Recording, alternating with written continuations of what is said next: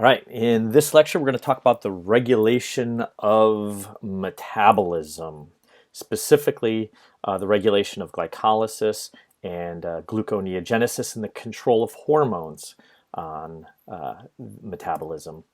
So first, let's talk about how enzymes can be regulated. And if we look at a particular enzyme, what are different ways in which we can regulate its activity?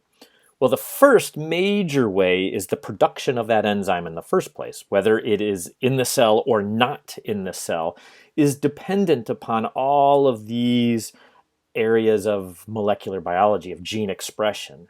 Okay, the cell can take in a signal. That signal can be transduced. We can then transcribe the messenger RNA, which then would be translated into the protein, and then there is our enzyme. And so there's a way to control and to regulate all of that process there as to whether or not a cell will have the enzyme in it in the first place. But let's assume now that that enzyme is there. Well, if it's a regulatory enzyme, there are all sorts of ways in which it can be regulated. It can be sequestered in different regions of the cell away from the substrate, okay, so sequestered away from the molecule that it's going to catalyze. There are allosteric effectors, and that's the one that we're going to study the most in this particular lecture. These are going to be allosteric inhibitors and allosteric activators.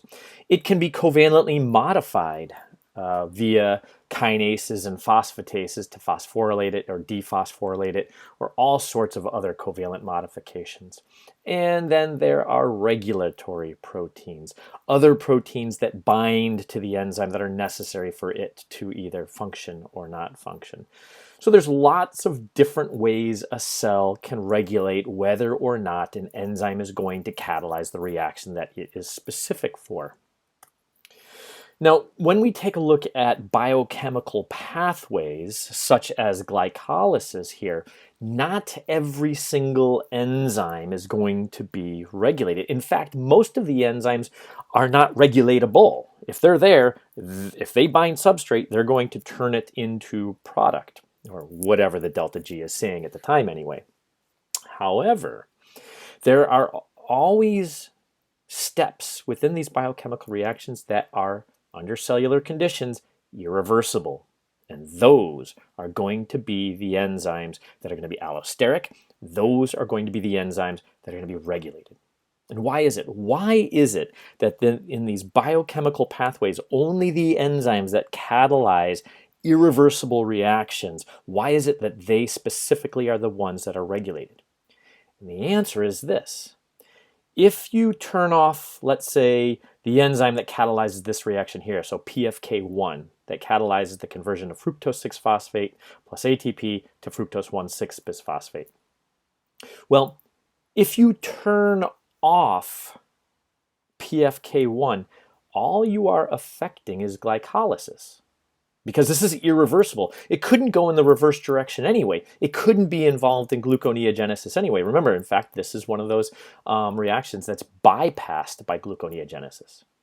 Whereas if the enzyme that you were to regulate is one of these reversible steps, an enzyme that catalyzes one of these reversible steps, for example, step 5 here, dihydroxyacetone phosphate to glyceraldehyde 3-phosphate, if you inhibited that particular enzyme, then the problem becomes not only are you inhibiting glycolysis going in the forward direction, but you're also at the same time inhibiting gluconeogenesis going in the reverse direction, and that's not good. Because many times you want gluconeogenesis without having glycolysis. You don't want to shut both of them down at the same time. So if the enzymes that are being regulated are the enzymes that catalyze irreversible reactions, then you could be sure you're only shutting down one pathway at a time. And that is why those are the enzymes that are regulated within biochemical pathways. All right, so allosteric enzymes are affected by inhibitors and activators. And these allosteric enzymes are large multi-subunit proteins that not only have a catalytic site for the substrates, but then are also going to have regulatory sites where the allosteric regulators, in this case ATP, are going to bind. So they're fairly complex molecules. And the general strategy of regulation of allosteric regulation is this. If we have a reaction in which a reactant is being catalyzed to form a product, and here's the enzyme that catalyzes it, then a buildup of reactants tend to be the allosteric activators of the enzyme, and a buildup of products tend to be the allosteric inhibitors of the reaction. And so in this particular case, when the reactants are turning on the enzyme, that's called feed-forward stimulation. They are therefore referred to as allosteric activators.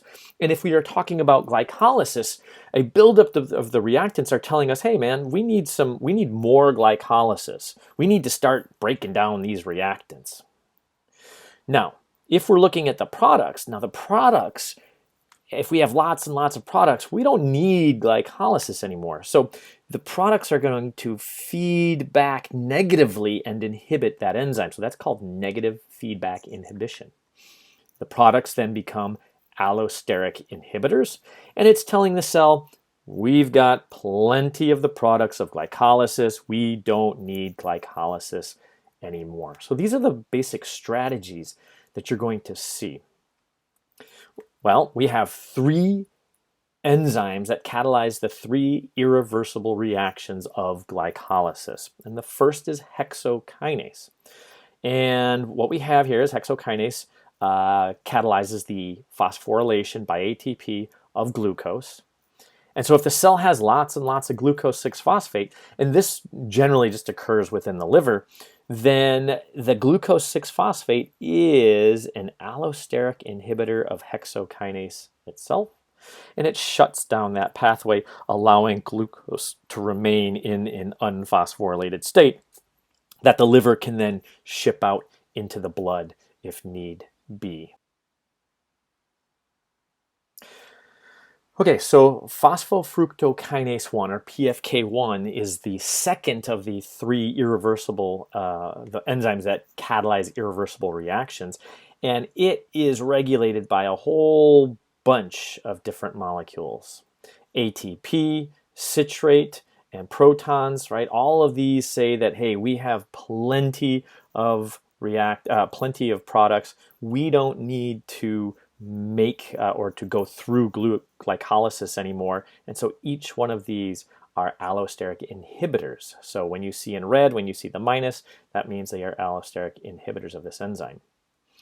AMP tells the cell, whoa, we're low on energy. We need to convert me to ATP, and so AMP is going to be an activator of this enzyme here. And finally, there's a molecule called fructose 2,6-bisphosphate. And we're going to go into a lot of detail because this molecule is made specifically to be a regulator. It's not involved in metabolism other than to be a regulator. So we'll look more carefully at it a little bit later. And finally, the third of the three irreversible reactions catalyzed by pyruvate kinase. And it's that same thing. Anything that sort of denotes products of this reaction or denotes plenty of high energy molecules are going to turn things off. So for example, ATP, acetyl-CoA, fatty acids, all of these are sources of energy that the cell can use that the cell says, we don't need to use the glucose, we've got all this stuff here. So they are all going to act as inhibitors of pyruvate kinase. We get some negative feedback inhibition. Alanine, which is in one step, one reaction away from pyruvate, is also since it's a product of the reaction, it is involved in negative feedback inhibition. And finally, as the reactants begin to build up, telling the cell, we've got plenty of reactants, let's start breaking them down, fructose 1,6-bisphosphate is an allosteric activator of pyruvate kinase. Let's take a look at how hormones influence the regulation of these reactions. And first, let's take a look at insulin. Now, insulin is a hormone that conveys to the body we're well fed. We've got plenty of glucose within the blood. We are good. And what we want to do is we want to observe the effect of these hormones on glycolysis, on gluconeogenesis, on glycogen synthesis and breakdown, on triacylglycerol synthesis and breakdown. Now remember, those are fats, acetyl-CoA oxidation, and ketone body synthesis. So these are the various processes that you want to be able to, that I want you to be able to determine, are they going to be increased or are they going to be decreased in activity with insulin or with glucagon? So we're going to focus on the liver because that's the most interesting tissue. That's the tissue that is responsible for making sure that there is enough glucose within the blood. And so in a state in which you just ate, in a state in which you have plenty of glucose in the blood, insulin will be secreted from the pancreas, and it'll be received by all the various cells that have receptors for insulin, including the cells of the liver, the hepatocytes. In this particular situation, we say that the liver is lipogenic and glycolytic. Lipogenic, glycolytic. What does that mean? Well, it means that because we have plenty of glucose in the blood, the liver is going to be breaking that glucose down. Glycolytic, breaking it down. It can afford to break that glucose down. If there's a whole lot of that glucose around, it's going to be converting it into glycogen as well. If there are excess acetyl-CoAs, because we're breaking down so many glucose molecules and we've got plenty of acetyl-CoAs, and because we're getting all that energy from glycolysis as well, we can use those acetyl-CoAs to build triacylglycerols. So the synthesis of triacylglycerols, which are going to be stored in adipose tissue, that increases. Now, the amino acids that come from the muscles, those are going to be used to drop off urea, to drop off amino groups, and then be involved in protein synthesis. And then, of course, the liver is also sending in glucose or leaving glucose within the blood to allow other tissues like the brain to pick it up. What you don't see here is the synthesis of ketone bodies. Since we're not drawing off intermediates of the citric acid cycle for gluconeogenesis, then we have plenty of CoA around, and we don't need to make these ketone bodies. All right, now let's take a look at a nice summary of this. So this is primarily for you at home to study with, but it shows you the metabolic effect of insulin, and it just reiterates what we've said. Glucose uptake. So for the glucose transporter will be increased. Glucose uptake in the liver, hexokinase activity will increase. We'll phosphorylate that glucose and keep that in the liver. Glycogen synthesis is increased. Glycogen breakdown is decreased. Glycolysis and acetyl-CoA production are both increased. Fatty acid synthesis is increasing.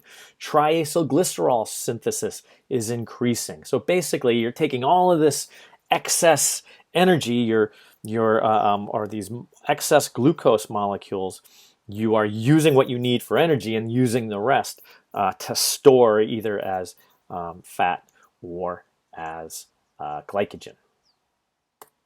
All right, now let's take a look at the opposite type of hormone, glucagon. And glucagon signals to the cells, our levels of glucose within the blood are too low. So basically, this is the state that you'd have when you just woke up, or if you were fasting, and it's telling the cell, we need glucose, we need glucose, we need glucose. And so now what we have is the glucogenic liver. So instead of that liver using glucose through glycolysis, it is taking every source that it can to make glucose. So it's going to be drawing off intermediates of the citric acid cycle to make glucose. It's going to be breaking down glycogen to make glucose. That glucose is going to be shipped into the blood to the brain, right? In addition, we're going to be breaking down fatty acids because we desperately need energy. Now, the problem is we've got those fatty acids. We're going to be breaking them down into acetyl-CoA, but because we've drawn off all the intermediates of the citric acid cycle, we're running low on CoAs. So that means at the same time, we're going to be making ketone bodies. That'll free up the CoAs that will be used for beta oxidation of fatty acids. Those ketone bodies will also be shipped off to other tissues like the brain and like the muscle tissue.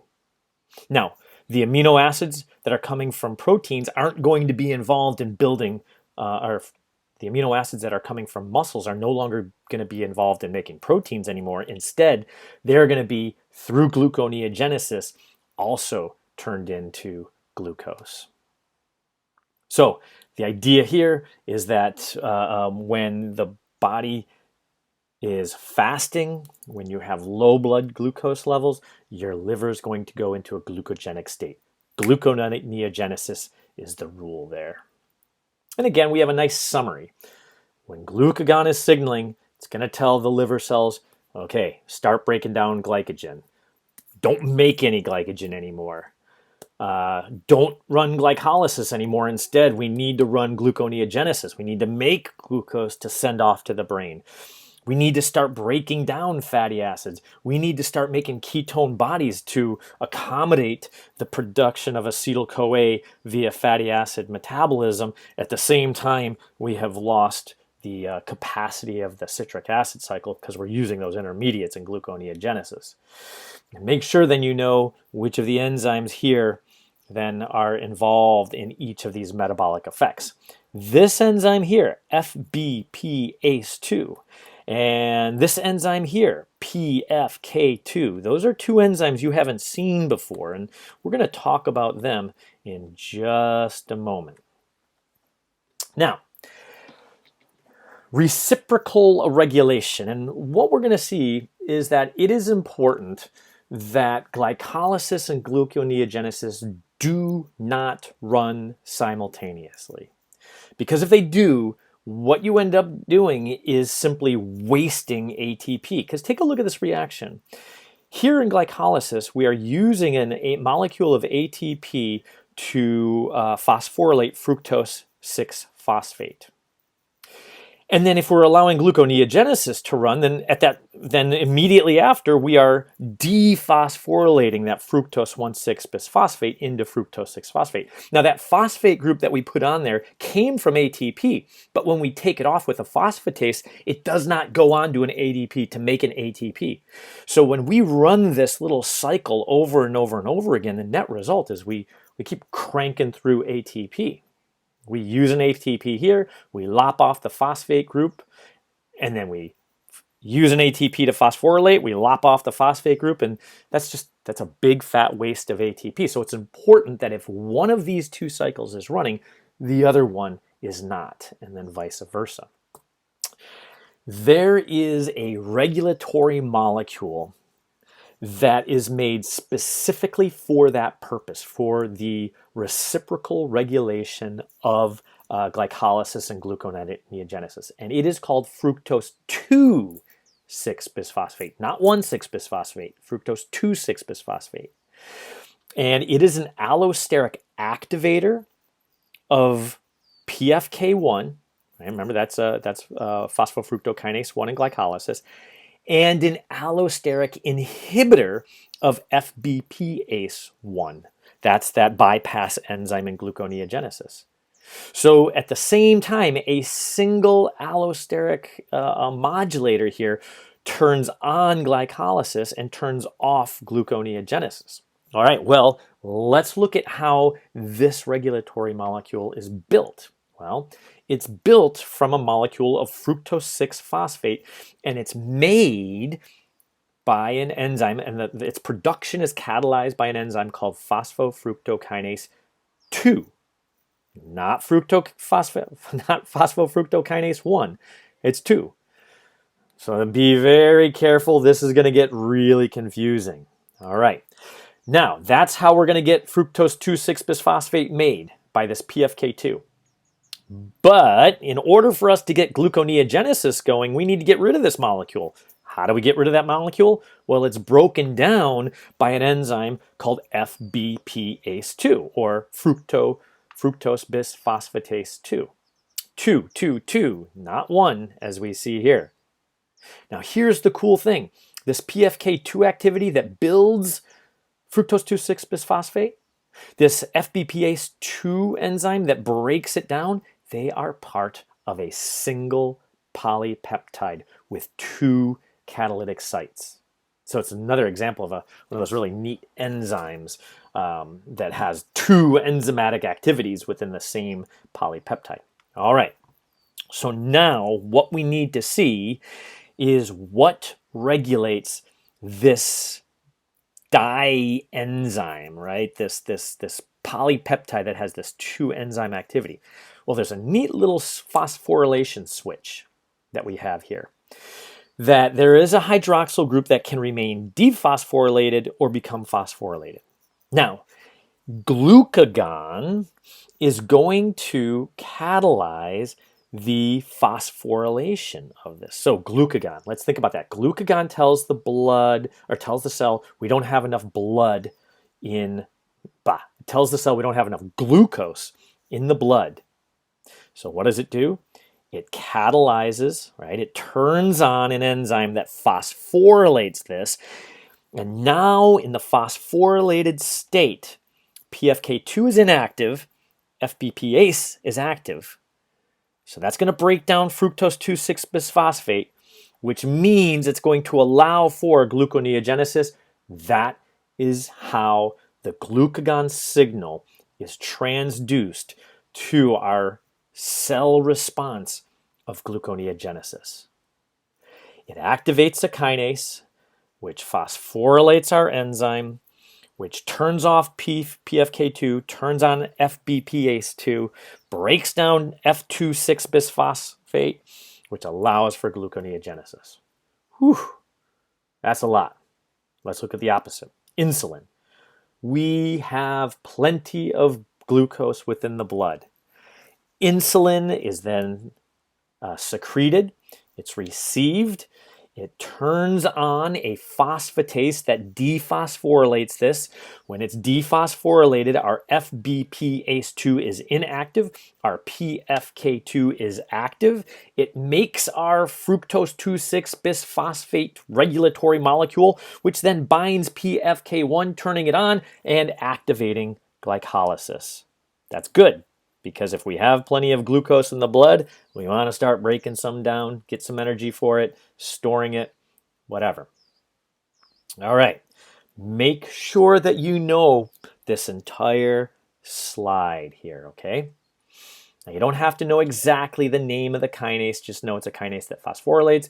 You don't have to know exactly the name of the phosphatase here, just know it's a phosphatase that dephosphorylates. And so that's what we're seeing here. Here's in down direction is glycolysis, and the up direction is gluconeogenesis. Fructose 2,6-bisphosphate is an allosteric activator of PFK1, and the F2,6-bisphosphate is an allosteric inhibitor of fructose 1,6-bisphosphatase. Let's take a look at some data. Let's take a look at F2,6-bisphosphate as an inhibitor of the FBPase-1, right, in gluconeogenesis.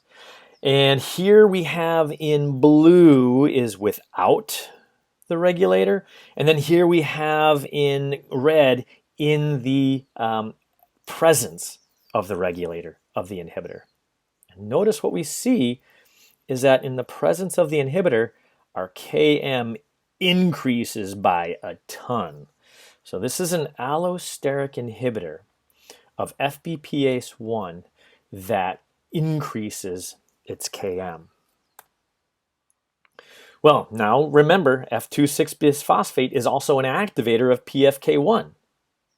It's an activator of glycolysis. So here is the activity of PFK-1 in blue without the activator, and here it is in red with the activator.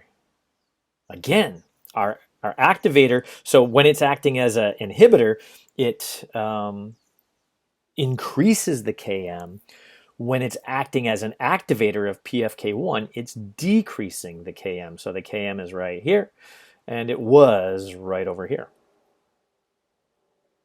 All right, finally, if we take a look at PFK-1 activity using or increasing ATP, one of its substrates, remember PFK-1 is a kinase that transfers a phosphate group from ATP on to fructose 6-phosphate. And take a look at this interesting curve that happens. Let's look in the absence. So we're looking at the red, in the absence of our activator, in the absence of our F2,6-bisphosphate. And look at this. As you add ATP, so in those initial concentrations, boom, the initial velocity goes way up. But then, when you keep adding more ATP, the activity of the enzyme starts to decrease. So what this means, and what we've already seen, is not only is ATP a substrate of PFK-1, but it is also an allosteric inhibitor. So at small concentrations, it actually increases the velocity of that enzyme, right? As a substrate will.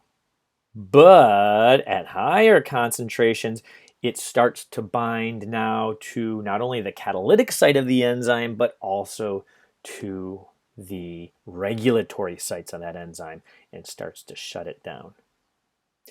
And what we can see is the effect of the allosteric activator, F2,6-bisphosphate, on this is that it begins to sort of minimize or reduce the effect, that inhibitory effect of ATP. So it's interesting to see these allosteric enzymes can have several regulators working on it at the same time. It's got an inhibitor, ATP, it's got an activator, F2,6-bisphosphate, and together they're sort of modulating the activity of that enzyme. And so it's just showing you here what we've already known, that ATP, sure enough, is not only a substrate of phosphofructokinase, but it is also an allosteric inhibitor of that, binding to not only the catalytic site, but also binds to the regulatory site on phosphofructokinase.